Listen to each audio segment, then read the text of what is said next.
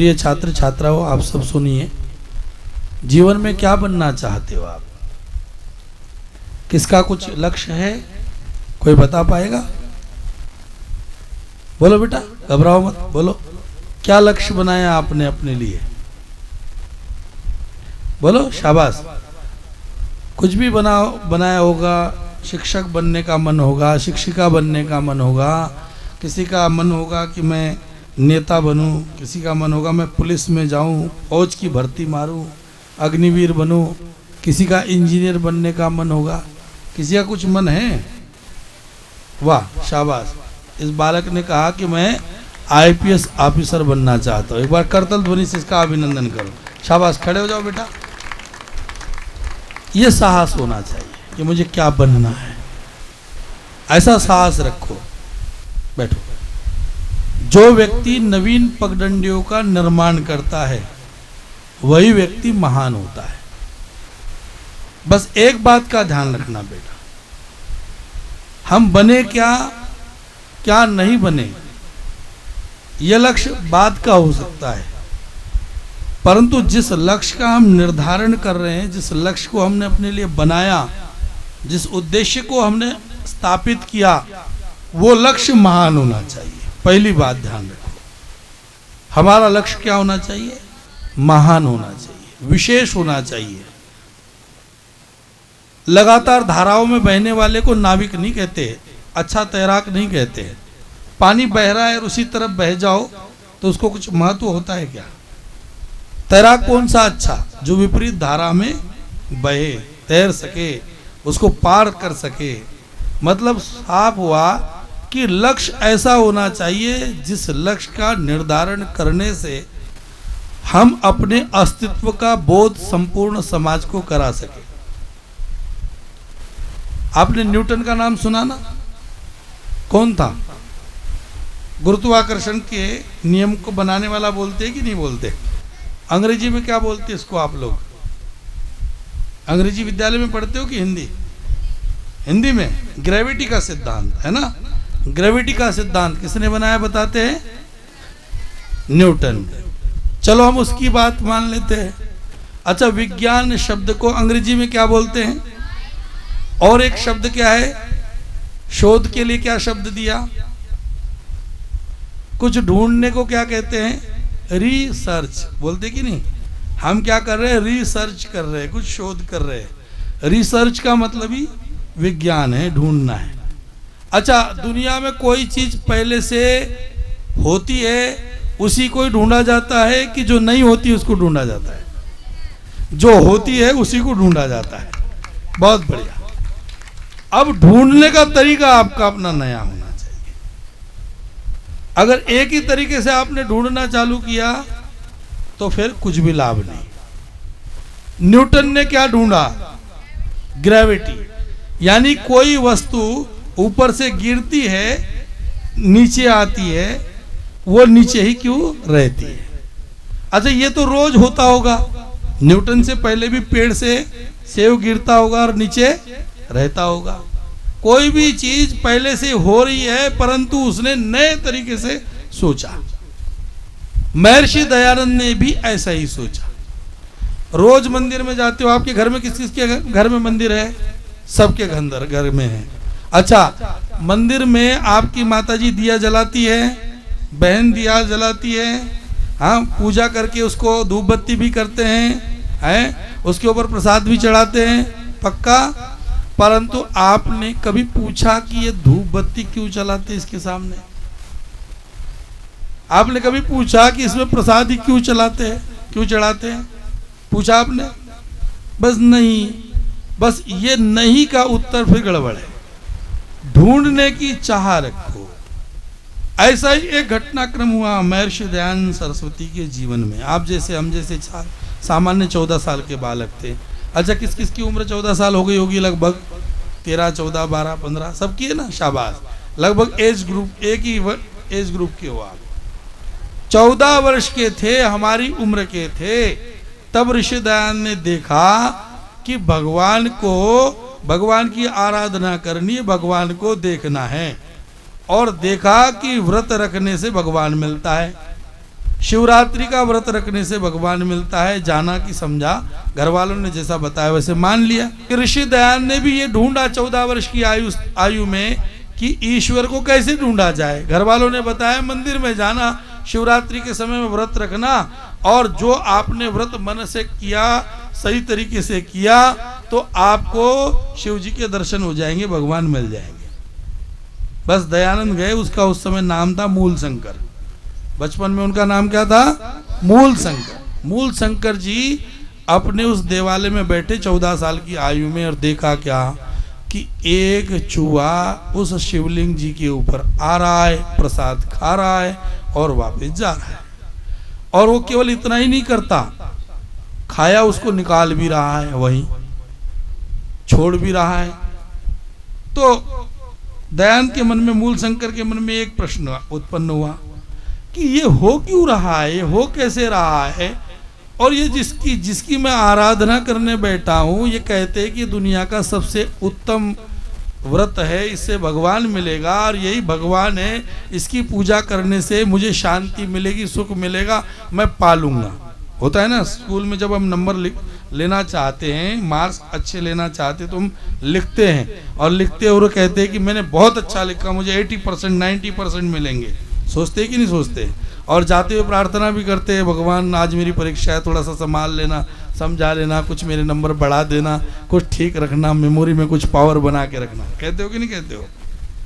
परंतु दयानंद के मन में भी वही आया, जैसे तुम्हारे 100 नंबर का पेपर लिखा पूरा, फिर अंडा आया, कम नंबर आए, तो आपको लगता है ऐसे हुआ क्यों, क्या हुआ? पर हम क्या है, ऐसा क्यों हुआ उसी समय बोलते और भूल जाते हैं, फिर हम रो देते हैं और फिर वापस से चल देते हैं। दयानंद ने ऐसा नहीं किया। दयानंद ने क्या किया कि ये मूर्ति में ईश्वर नहीं है, मुझे ईश्वर को ढूंढना है, परमात्मा को ढूंढना है, सुख को ढूंढना है, आनंद को देने वाले को ढूंढना है। बस एक ढूंढने की तलाश प्रारंभ की। अब बताओ, भगवान था कि नहीं था? था ना, भगवान था ना, पर रिसर्च किया, जिस तरीके से हम ढूंढ रहे वो तरीका ठीक नहीं है, तरीका बदलना होगा। आप पाठ याद करते हो, नोट्स बनाते हो, नंबर कम आएंगे तो आप ढूंढोगे कि नहीं ढूंढोगे कि लिखने में कहाँ गड़बड़ी हुई, कैसे कुछ कमजोरी तो नहीं रह गई, मेरे याद क्यों नहीं हो रहा, कि तरीका बदलेंगे कि नहीं बदलेंगे? बस तरीका बदला दयानंद, और तरीका बदलते ही वो क्या बने? महर्षि दयानंद सरस्वती बन गए। उन्होंने हमें ये रास्ता बताया कि हम ऐसा मार्ग का अनुसरण करें जिस मार्ग से हम सत्य को पाले, धर्म को पाले, ईश्वर को पाले। बंधुओं, जो बात मैं कहना चाह रहा हूं, गुरुकुल शिक्षा पद्धति का वर्तमान काल में संचालन करना सहज नहीं है, आसान नहीं है। और ये आसान है, परंतु इसको आसान नहीं रहने दिया जा रहा है, क्योंकि आतताई व्यवहार, आतताई प्रसंग हमको सत्य मार्ग का अनुसरण करने नहीं देता। एक बात और कहता हूं, दुनिया में सबसे सरल और सहज कुछ है तो वह सत्य। यदि दुनिया में कोई सही है तो वह धर्म, जिसको करने में बहुत कठिनाइयां नहीं होती। अच्छा, पाठ पढ़ना, गुरुजी की बात मानना धर्म है कि नहीं है, सहज है कि नहीं है? पर जिस दिन स्कूल से बंक मारना हो तो फिर क्या होगा? फिर बहुत कुछ सोचना पड़ता है ना, गुरुजी को कल क्या बताओ, दादी मर गई कि नानी मर गई, मामी को चोट आई कि मम्मी को कुछ और हो गया कि चाची का पैर टूट गया। कहते हो कि नहीं कहते हो? यानी कि आप ये जान रहे हो कि सही बोलना, सत्य बोलना, धर्म बोलना बहुत सरल है, बहुत सहज है, परंतु अधर्म का अवलंबन क्यों हो रहा है? क्योंकि असहज वृत्तियों ने हमको आ जकड़ा है। ये ऐसी परिस्थितियां हैं हमारे सामने। इन परिस्थितियों में दयानंद के विचारों का आत्मसात करना अत्यंत महत्वपूर्ण है, और ऐसी धारा है जिसमें हम अपनी कठिन परीक्षा से परीक्षित होकर के और महत्वपूर्ण होते हैं। एक बात और कहता हूं, दुनिया में लोग कहते हैं कि जी यज्ञ करने वाले कष्ट तो इनको खूब आते हैं, हमारे आचार्य जी लगे हुए हैं, पति पत्नी दोनों मिलके लगे हैं, फिर भी इनकी समस्याएं समाधान हो ही नहीं रही है, पता नहीं क्या है क्या नहीं है, कहाँ गड़बड़ है, भगवान है भी कि नहीं है। एक बात नोट करके रखिएगा, परीक्षा उसी की होती है जो योग्य होता है। जो अयोग्य है, स्कूल में ही नहीं गया, छठी में बैठा ही नहीं, छठी का पेपर देगा क्या? 10वीं में गया ही नहीं, 10वीं के क्लासरूम में कभी गया ही नहीं, तो 10वीं का पेपर देगा क्या? नहीं देगा ना। तो आप याद रखो कि आप परीक्षार्थी बनो, आप प्रतिस्पर्धी बनो। जीवन में अपने यश को स्थापित करने के लिए व्रती होना जरूरी है, संकल्पित होना जरूरी है। और ये रास्ता जिसको हम दुर्गम कह करके संबोधित कर देते हैं, वो और भी सरल होता है, और भी सहज होता है, और भी सिद्ध हो जाता है। सिद्ध के लिए साधना, हम कहते हैं बाबा बड़ा सिद्ध है, जो बोलता है वो हो जाता है। अरे वो तब होता है जब उसने साधना की है। जो साधक नहीं, जिसकी साधना नहीं, वो सिद्ध भी दुनिया में नहीं होता। और जो यूं ही साधक से सिद्ध बिना साधना से ही सिद्ध बन जाते हैं, तो उनकी कथा कहानियां रोज अखबारों में आप पढ़ ही लेते हो। प्रिय छात्र छात्राओं, जीवन में रिसर्च करने का भाव पैदा करो, शोध करने का भाव पैदा करो। और जब ये भाव आप अपने मन में पैदा करोगे, उसके लिए आग्रही करोगे। मैंने जैसे कहा कि किसी भी चीज के लिए लक्ष्य निर्धारित करो, और लक्ष्य कैसा होना चाहिए? महान होना चाहिए। और महान लक्ष्य को पाने के लिए उसकी योग्यता आनी चाहिए। लक्ष्य बना करके बैठ गया, ऋषि ध्यान लिखते हैं सत्यार्थ प्रकाश में, रोटी रोटी बोलने से रोटी नहीं मिला करती। रोटी के लिए गेहूं बोना पड़ेगा, गेहूं काटना पड़ेगा, उसको पीसना पड़ेगा, और आटा गूंथना पड़ेगा, और उसके बाद लोई बना करके हाथ से थेपना पड़ेगा, और तब जाकर के आपको किसके ऊपर रखना पड़ेगा? तवे पे रखना पड़ेगा, तब रोटी मिलती है। तो क्या कितना काम हुआ? पहले लक्ष्य बनाया रोटी खाने का, यानी कि लक्ष्य बड़ा बनाओ, फिर उसके ऊपर योग्यता हासिल करो, और उस योग्यता के आधार पर आप उसके ऊपर निरंतरता बनाए रखो। एक बार करने से नहीं होता, बार बार करने से होता है। एक आप पढ़ते हो ना, रस्सी आवत है जावत है, कौन सुनाएगा? है किसी को मालूम? करत करत अभ्यास के जड़मत होत सुजान। रस्सी आवत है जावत है, सिर पर पड़त निशान। तो याद रखना, जब बार बार आप अभ्यास करते हैं, तब निशान आपको पड़ता है। उसके पत्थर पर भी रस्सी जो अति कमजोर होती है, वो भी रस्सी भी निशान बना देती है, छोड़ देती है। याद रखना। तो निरंतर पुरुषार्थ होना चाहिए, और उसके बाद अधीर कभी मत बनो, धैर्यवान बने रहो। ये बात मैं आर्य सज्जनों से कहना चाहता हूँ, अपने अभिभावकों से कहना चाहता हूँ। आपके आपकी बालिकाएं यहाँ पर पढ़ने आई हैं, तुरंत मत देखिए। गेहूं को बोने के बाद या किसी बीज को बोने के बाद रोज रोज उखाड़ करके यदि आप देखते रहोगे, तो आपका बीज कभी भी नहीं जन्मेगा, कभी भी वो फल नहीं देगा। उसके लिए धैर्य रखिए। ऋषि ध्यान का मार्ग इतना सिद्ध है कि उसके ऊपर चलते रहिए।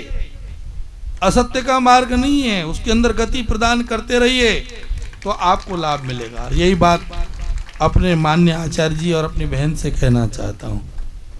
ये परेशानियाँ आपकी अकेले की नहीं है, हम सबकी है, सबकी वेदनाएं हैं। पर उन वेदना और उन संवेदनाओं के बीच में हमको गति करनी होती है।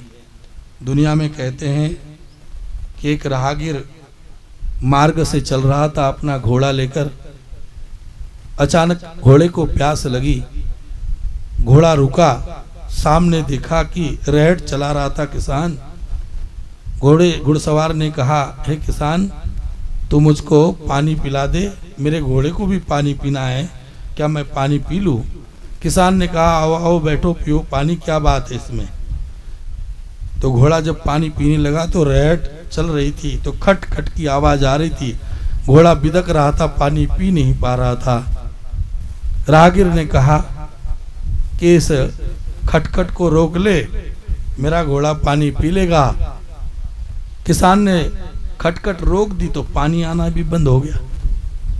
जब पानी आना बंद हुआ तो फिर राहगीर ने कहा पानी तो आ नहीं रहा है, अब करे क्या? तो किसान बोला पानी पीना है तो इसी खटखट में पीना है, हमें तो इसी खटखट में कुछ नया करना है।